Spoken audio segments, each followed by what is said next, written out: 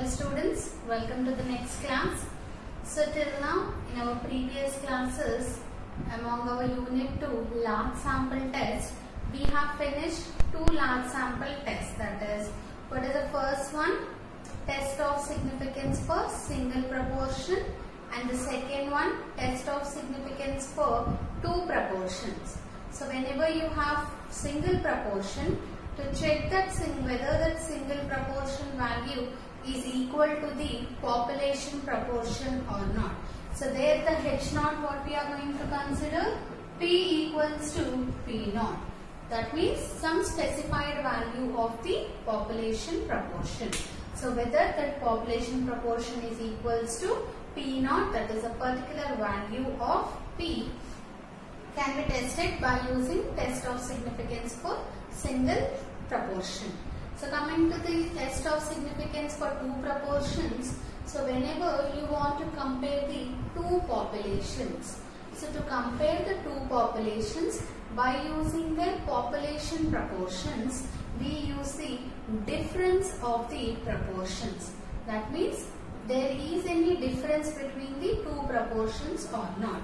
So whenever you have two proportions, H naught we consider as P1 equals to P2. So P1 is the population proportion for the first population and P2 is the population proportion for the second population. So there is no significance difference between two proportions is the criteria we are going to check.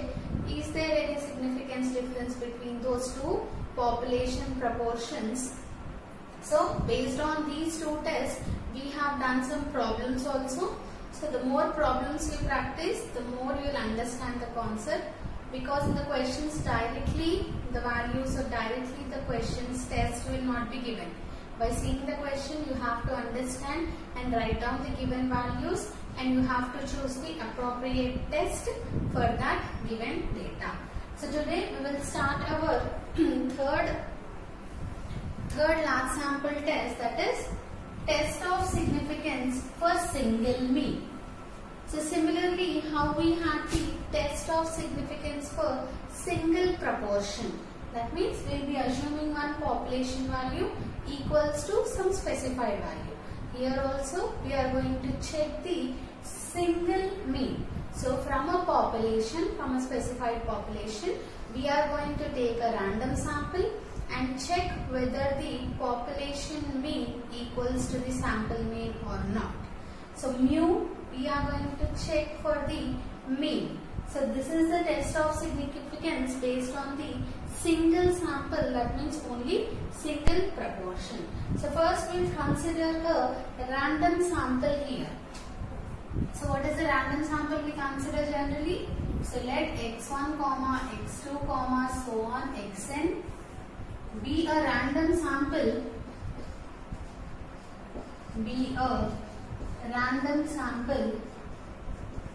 drawn from the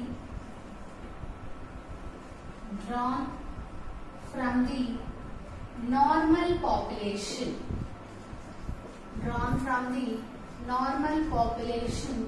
because we know all the values for the larger values of n, the population tends to the normal distribution. So we are considering a random sample drawn from a normal population with mean mu. So the mean of the normal population, we know it is mu, and the variance sigma square. So what does it mean? Notationally, how we are going to write?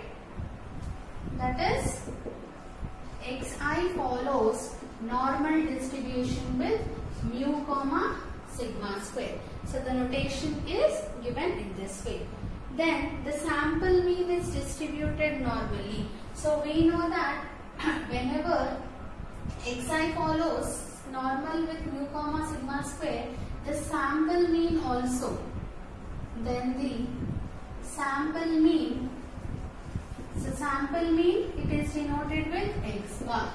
So if your sample values follows the normal distribution, then the sample mean is also normally distributed,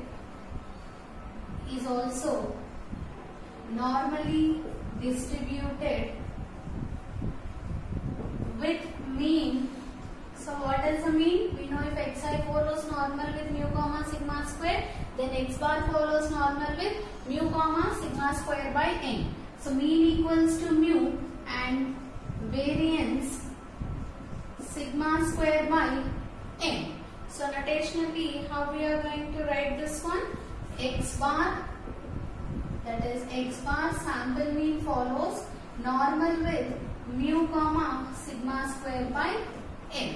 So we know this is the central limit theorem concept that if xi follows normal distribution with mu comma sigma square, then x bar, the sample mean, follows the normal distribution with the parameters mu comma sigma square by n. Now we are going to write this is the introduction part for the single mean. Now we will be writing the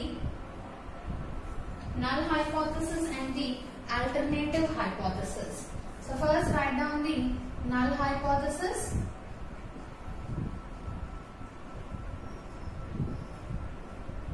So null hypothesis, how we are going to write null hypothesis? H naught such that, so hypothesis always we write related to the parameters, that means the population values. So here what is the parameter we are going to write? Single mean. We are checking for the single mean, that means mu equals to mu naught. That means mu equals to some specified value. So if I say mu equals to 5, so I will check whether the population mean is 5 or not. Now that is, so what does it mean if mu equals to mu naught? You can also write it as this one, or H naught such that mu equals to x bar. So we know sample mean is unbiased estimator for population mean. So that's why we can write x bar equals to mu also. So what does it mean? That is, the sample mean, there is no significance difference between the sample mean and population mean. There is no significance difference between the sample mean. There is no significance difference between the sample mean and the population mean. So that means H naught such that mu equals to x bar, or you can also write the null hypothesis as the sample has been drawn from the population with mean mu, or you can write the sample has been drawn from the population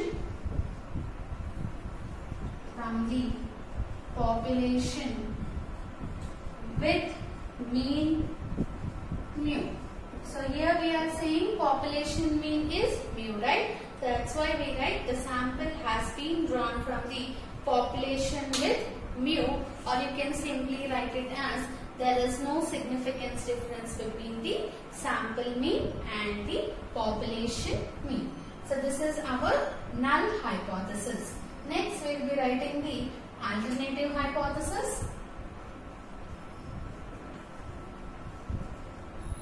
So coming to the alternative hypothesis, so the alternate to the null hypothesis is the alternative hypothesis, where we are going to write there will be 3 chances for the alternative hypothesis, that is H1 such that mu naught equals to mu naught, or H1 such that mu greater than mu naught, or H1 such that mu less than mu naught. So since if mu not equals to mu naught, that means it is a two-tailed test, that is critical region lies in both left and right tails of the distribution, and H1 says that mu greater than mu naught. So if you observe a greater than symbol, that indicates the right tail test, that means the critical region lies in the right part of the distribution, And coming to the next one is H1 such that mu less than mu naught. So if you observe less than symbol, it is a left tail test, that is critical region lies in the left tail of your distribution. So that means what is the alternative hypothesis we are going to write? Here we have written there is no significance difference between sample mean and population mean means here there is a significance difference. There is a significance difference between the sample and population mean. Sample and population mean. Or you can also write it as one more thing we have written, that is sample has been drawn from the normal population. That means sample has been drawn from the population with mean mu. So here you can write the sample is not drawn from the population. The sample is not drawn from the population with mean mu. So up to here it is very simple. So the single sample test is very simple. So if we remember this point that xi follows normal with mu comma sigma square, then x bar follows normal with mu comma sigma square by n. So if you remember this one, we can write the test statistic also very easily. Now after writing null hypothesis, alternative hypothesis, next step is choose the level of significance. Choose the appropriate level of significance.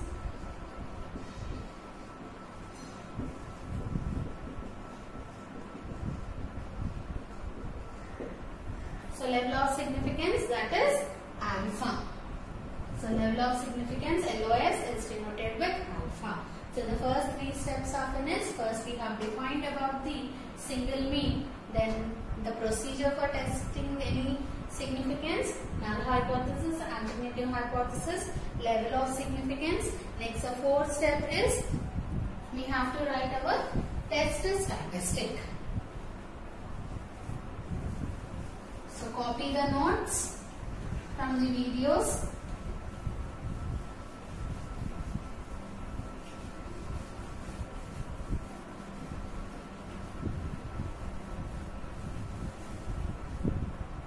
Now the next fourth step in the test of significance is the test statistic.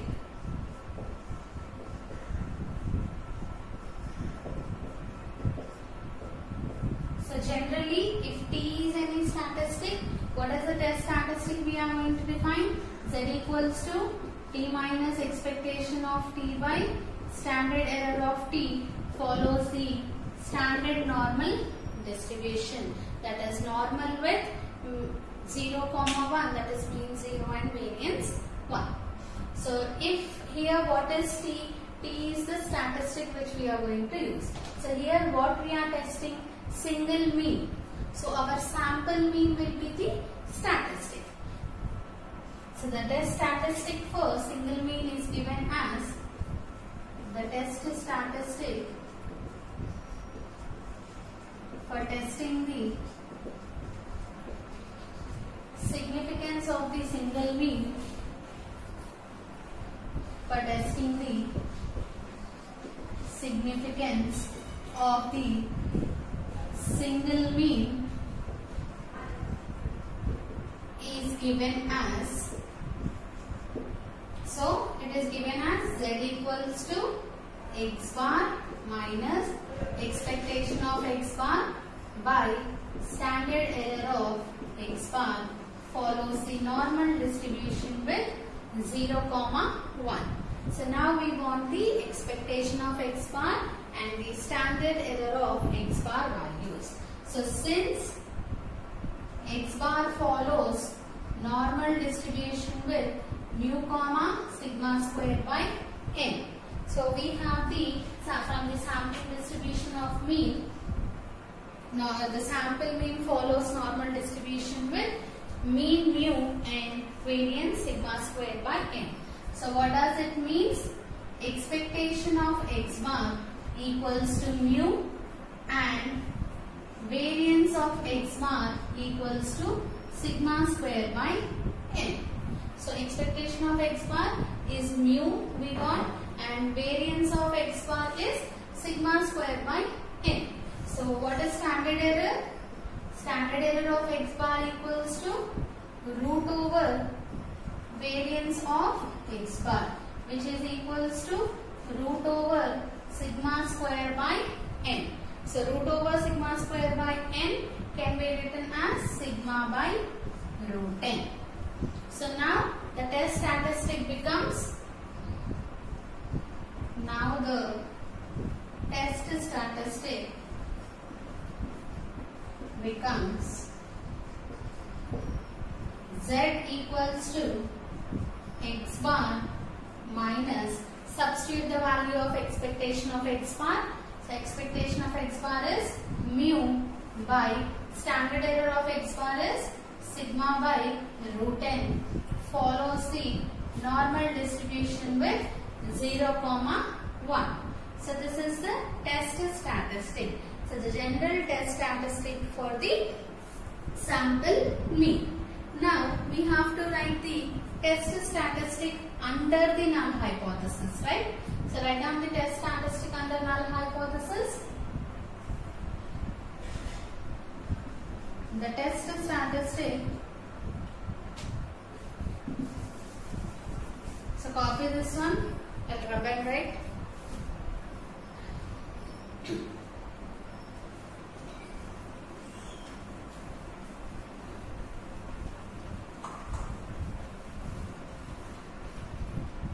So that's test statistic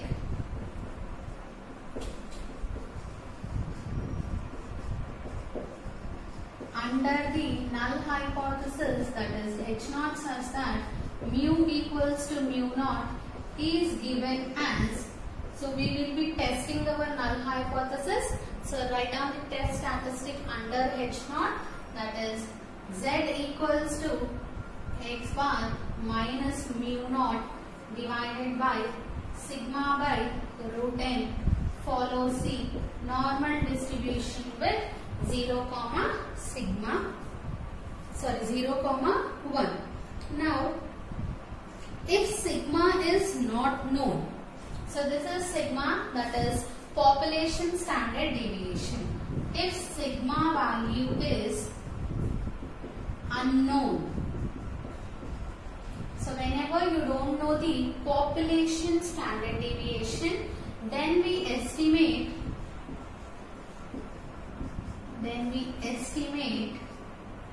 it as, so we will be estimating the sigma hat value by using the S. So what is S here? Sample standard deviation, where S is the sample standard deviation. So if population standard deviation value is not known or not given or not known, then we estimate the value as, estimated value is always written with hat. So sigma hat equals to S, where S is the sample standard deviation. So then the statistic becomes, then the test statistic becomes, then what is the test statistic? That is Z equals to, so in place of sigma we are going to write sigma hat, that is x bar minus mu by sigma hat by root n. So what is sigma hat value? S. So that is equals to x bar minus mu naught by sigma hat means it is S, small s by root n, follows the normal with 0, 1. So this is the detailed test statistic for the testing the significance of single mean. So now what is the last step? Last step is giving the conclusions or the inference. So you can write it as conclusion or inference, both are same. Just for the terminology purpose, keep practicing the word inference.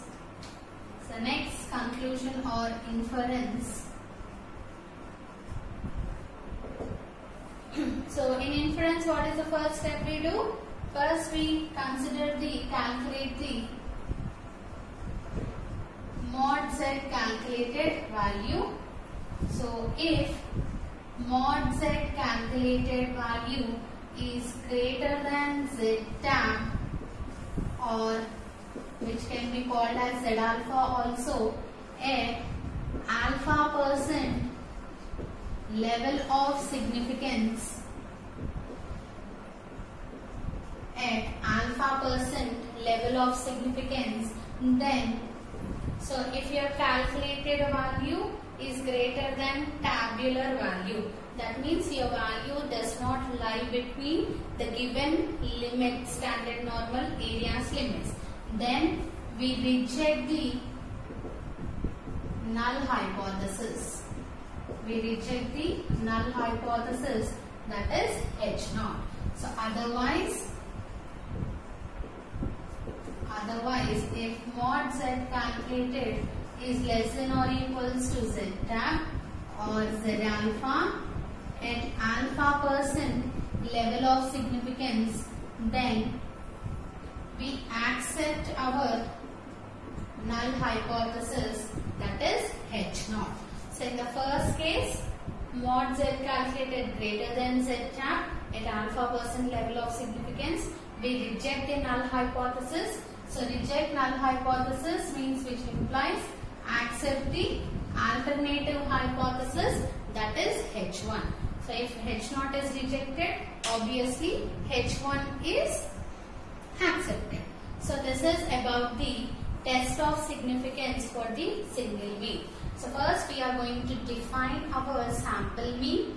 From the random sample, it is drawn from a normal population with mean mu and variance sigma square, and by using the sampling distribution of mean, that is if x follows normal with mu comma sigma square, then the sample mean x bar also follows normal distribution but with mean mu and the variance sigma square by n.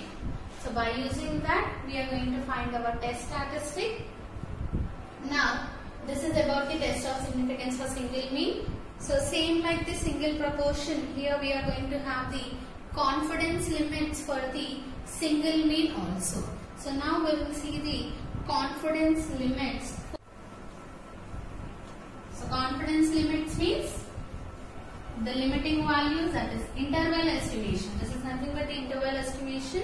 That means you are estimating the limits of your parameter. That means within which values your parameter lies, that can be known by the confidence limits.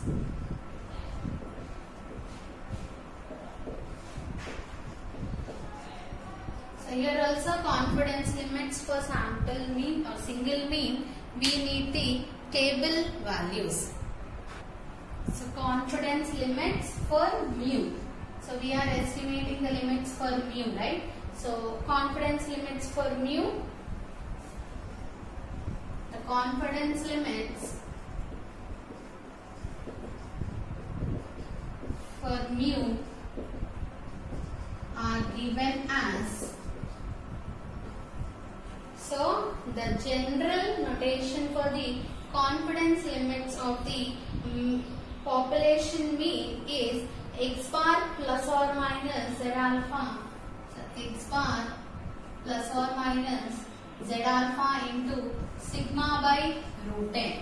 So that means generally what you will write, the sample mean plus z alpha into the standard error. If this is the t value, so t plus or minus z alpha into standard error of t. So if it is a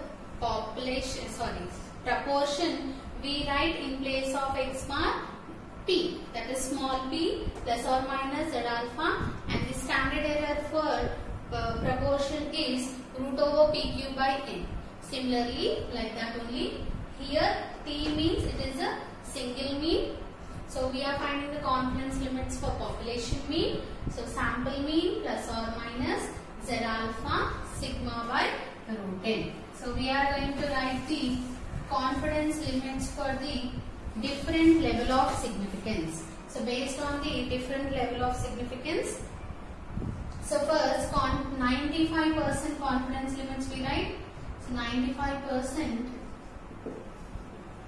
confidence limits for mu are given as x bar plus or minus Z alpha. Z alpha means the critical value or the table value for the Z at alpha % level of significance.